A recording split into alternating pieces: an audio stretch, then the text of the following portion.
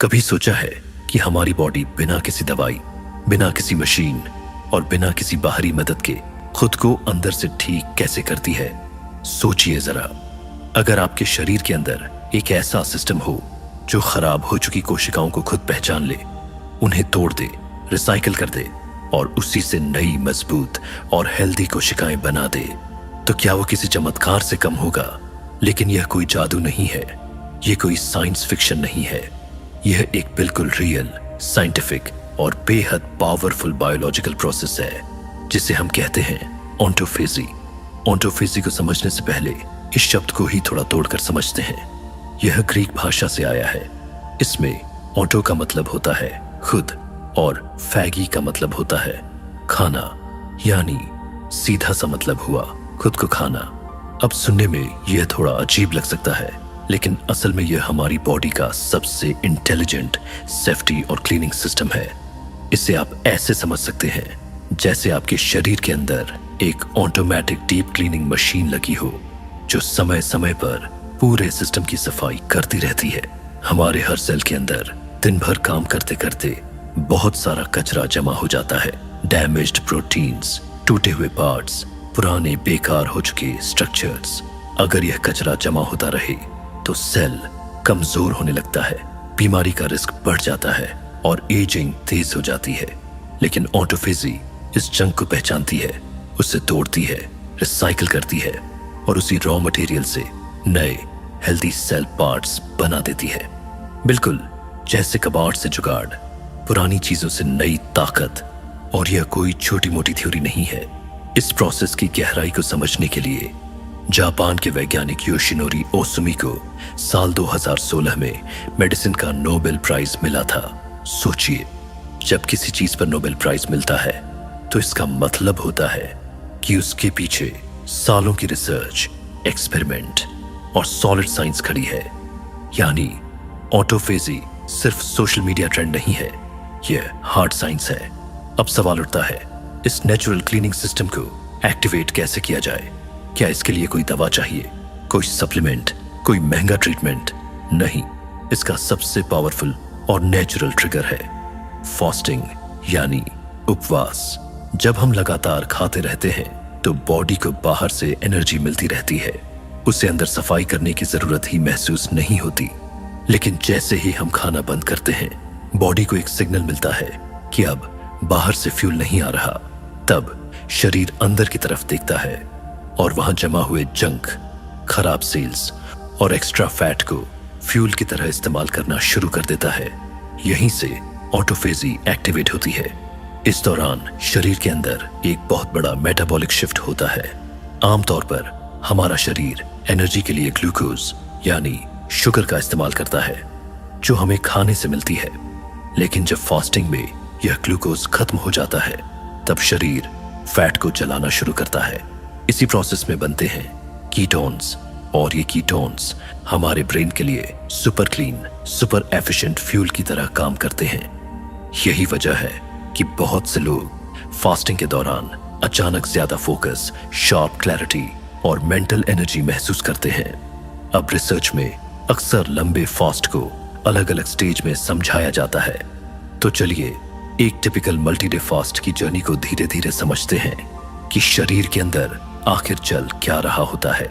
पहले दिन शरीर अपने लिवर और मसल्स में स्टोर किए गए ग्लाइकोजन का इस्तेमाल करता है। ग्लाइकोजन असल में शुगर का स्टोरेज फॉर्म होता है। लेकिन यहाँ एक इंटरेस्टिंग बात है, ग्लाइकोजन पानी के साथ स्टोर होता है। तो जब यह ग्लाइकोजन जलता है तो उसके साथ पानी भी बाहर निकलता है। इसलिए शुरुआत में जो वजन तेजी से कम होता दिखता है वह ज्यादातर फैट नहीं बल्कि वाटर वेट होता है। यही वजह है कि लोग शुरुआत में बहुत एक्साइटेड हो जाते हैं, लेकिन असली फैट लॉस थोड़ा बाद में शुरू होता है। लेकिन पहले दिन का असली गेम चेंजर होता है इंसुलिन। इंसुलिन एक ऐसा हार्मोन है जो शरीर को फैट स्टोर करने का सिग्नल देता है। जैसे ही फास्टिंग शुरू होती है, इंसुलिन का लेवल तेजी से गिरने लगता है और जैसे ही इंसुलिन नीचे जाता है, शरीर का फैट बर्निंग स्विच ऑन हो जाता है। यहीं से बॉडी असली बदलाव की तैयारी में प्रवेश करती है और इसी मोड पर शरीर एक नई अवस्था में प्रवेश करने लगता है जहां सिर्फ वजन कम होना नहीं बल्कि सेलुलर लेवल पर रिपेयर शुरू होता है। लेकिन असली पावरफुल बदलाव दूसरे और तीसरे दिन पर कैसे एक्टिवेट होते हैं। जैसे जैसे फास्टिंग आगे बढ़ती है और दूसरा दिन शुरू होता है, शरीर अब सिर्फ एनर्जी बचाने की कोशिश नहीं कर रहा होता बल्कि वह खुद को रीप्रोग्राम करना शुरू कर देता है। इस स्टेज पर बॉडी धीरे धीरे डीप कीटोसिस में चली जाती है। अब ग्लूकोज लगभग खत्म हो चुका होता है और एनर्जी का मुख्य सोर्स बन जाते हैं फैट से बने कीटोन्स। यही वह मोमेंट है जहां ऑटोफेजी का इंजन पूरी स्पीड पकड़ लेता है। अब शरीर अंदर जमा पुराने, कमजोर और डैमेज्ड सेल्स को तोड़ तोड़ कर साफ करने लगता है। यह सिर्फ सफाई नहीं है, यह एक तरह का इंटरनल अपग्रेड है। जैसे कोई पुराना सॉफ्टवेयर हटाकर नया, फास्ट और ज्यादा सिक्योर वर्जन इंस्टॉल किया जाए। इसी दौरान ब्रेन के अंदर एक बेहद खास प्रोटीन का लेवल बढ़ता है जिसे कहते हैं BDNF, brain derived neurotrophic factor. यह प्रोटीन नए न्यूरॉन्स की ग्रोथ को सपोर्ट करता है, ब्रेन कनेक्शन को मजबूत करता है और लर्निंग, फोकस और मेमोरी को तेज करता है। यही वजह है कि बहुत से लोग इस फेज में अचानक जबरदस्त मेंटल क्लैरिटी, शांति और डीप फोकस महसूस करते हैं। सोचिए, भूखे रहने पर दिमाग कमजोर होने के बजाय और ज्यादा शार्प हो जाता है। लेकिन इसी पॉइंट पर लोगों के मन में एक बड़ा डर पैदा होता है, मसल लॉस का डर। लोग सोचते हैं कि अगर शरीर को बाहर से खाना नहीं मिलेगा तो क्या वह अपनी ही मसल्स को जलाना शुरू नहीं कर देगा। यह डर बिल्कुल नेचुरल है, लेकिन यहाँ शरीर की इंटेलिजेंस समझना जरूरी है। रिसर्च बताती है कि फास्टिंग के दौरान शरीर में ग्रोथ हार्मोन का लेवल तेजी से बढ़ता है, कई बार तो नॉर्मल से कई गुना ज्यादा। ये हार्मोन मसल टिश्यू को टूटने से बचाता है और फैट को एनर्जी के रूप में इस्तेमाल करने को प्राथमिकता देता है। यानी बॉडी की पहली चॉइस होती है फैट और सेलुलर जंक को जलाना, मसल्स को नहीं। तो अगर हम इस पूरे फेज को समराइज करें तो एक लंबे फास्ट के दौरान 3 बड़े बदलाव होते हैं। पहला, इंसुलिन का लेवल बहुत नीचे चला जाता है जिससे फैट स्टोरेज बंद हो जाती है। दूसरा, ऑटोफेजी तेजी से एक्टिव हो जाती है और सेलुलर क्लीनिंग शुरू हो जाती है। और तीसरा, ग्रोथ हार्मोन मसल्स को प्रोटेक्ट करता है ताकि शरीर की ताकत बनी रहे।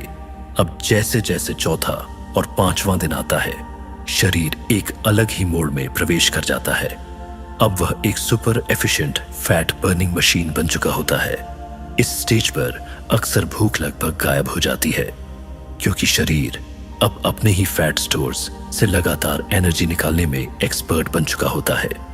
यहां तक कि कुछ रिसर्च यह भी बताती है कि इसी फेज में कुछ ऐसे जीन एक्टिवेट होते हैं जो लंबी उम्र, सेल रिपेयर और डिजीज रेजिस्टेंस से जुड़े होते हैं। यानी शरीर सिर्फ सरवाइव नहीं कर रहा, वह खुद को भविष्य के लिए और ज्यादा मजबूत बना रहा है। लेकिन यहीं पर कहानी खत्म नहीं होती। फास्टिंग से बॉडी की डीप क्लीनिंग तो हो जाती है, लेकिन असली जादू तो उसके बाद शुरू होता है। बहुत लोग सिर्फ फास्ट पर फोकस करते हैं और एक सबसे जरूरी स्टेज को नजरअंदाज कर देते हैं, और वह स्टेज है रिफीडिंग, यानी फास्ट को सही तरीके से तोड़ना। इसे ऐसे समझिए, मान लीजिए आपने एक पुरानी कमजोर बिल्डिंग को गिरा दिया, मलबा साफ कर दिया। अब अगर आप वहीं छोड़ दें तो फायदा क्या? असली काम तो नई मजबूत नींव डालने और उस पर नई इमारत खड़ी करने का होता है। फास्टिंग डेमोलिशन है और रिफीडिंग रिकंस्ट्रक्शन। फास्टिंग के दौरान शरीर पुरानी, कमजोर और खराब हो चुकी इम्यून सेल्स को खत्म करता है।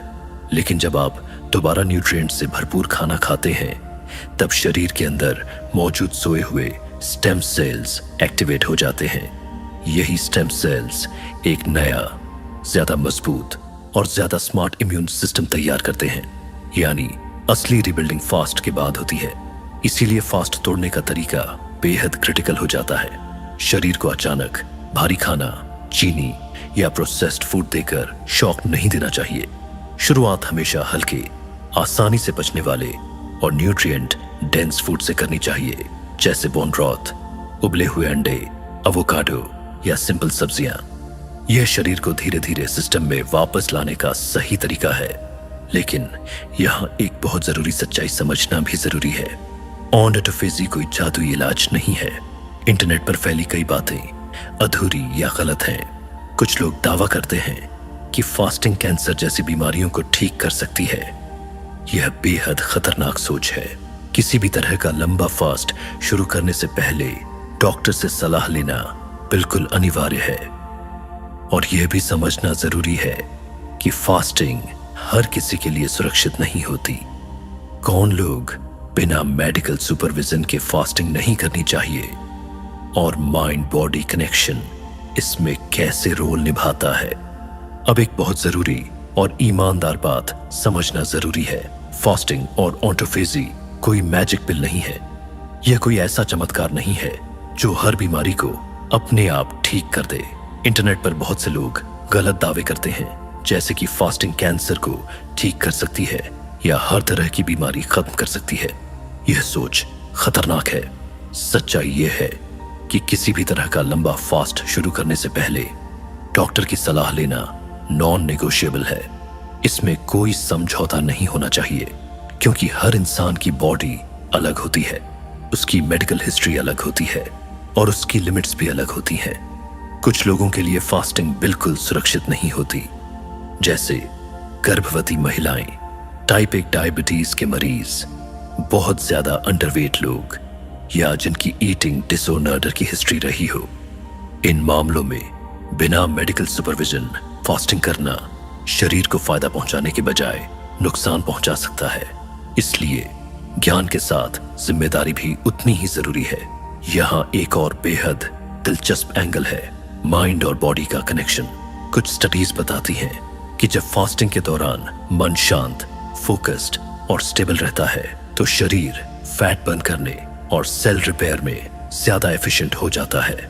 लेकिन अगर इंसान लगातार स्ट्रेस, डर या एंजाइटी में रहे तो शरीर में कोर्टिसोल बढ़ सकता है, जिससे मसल लॉस और थकावट बढ़ने का रिस्क होता है। यानी आपकी सोच, आपकी भावनाएं और आपका मानसिक संतुलन सीधे आपके फिजिकल रिजल्ट्स को प्रभावित करते हैं। ये बात हमें यह सिखाती है कि हेल्थ सिर्फ डाइट या फास्टिंग का खेल नहीं है, बल्कि माइंडसेट का भी खेल है। तो ऑटोफेजी का असली मतलब सिर्फ भूखा रहना नहीं है। इसका मतलब है अपने शरीर के इंटेलिजेंट रिपेयर सिस्टम को समझना, उसे सही टाइमिंग, सही डिसिप्लिन और सही अवेयरनेस के साथ सपोर्ट करना। कभी कभी कम करना ही असली अपग्रेड बन जाता है। कम खाना, कम ओवरलोड, कम डिस्ट्रैक्शन, ताकि शरीर और दिमाग दोनों खुद को रीसेट कर सके। अगर यह वीडियो आपको नई सोच दे गया हो तो नीचे कमेंट में लिखो, मैं अपने शरीर को सुनूंगा। वीडियो पसंद आया हो तो लाइक करो, अपने दोस्तों के साथ शेयर करो और ऐसे ही साइंस प्लस माइंडसेट कंटेंट के लिए चैनल को सब्सक्राइब करना मत भूलना।